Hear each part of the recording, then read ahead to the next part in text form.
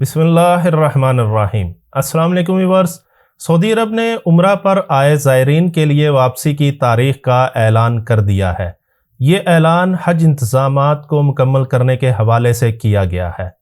عمرہ پر آئے تمام زائرین 29 ذی القعدہ یعنی 21 مئی سے پہلے اپنے اپنے ممالک واپس چلے جائیں گے، کیونکہ حج انتظامیہ کا کہنا ہے کہ ان تمام عمرہ زائرین کے واپس جانے کے بعد ہی حج کی تمام تیاریوں کو مکمل کیا جا سکتا ہے۔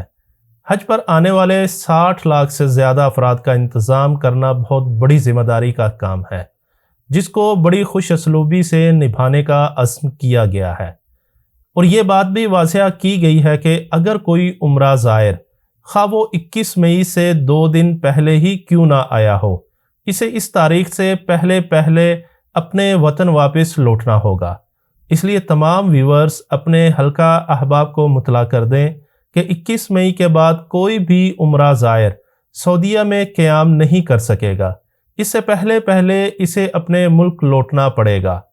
21 مئی سے ہی پاکستان سے حج کے لیے پہلی فلائٹ حجاج کرام کو لے کر سعودیہ پہنچے گی۔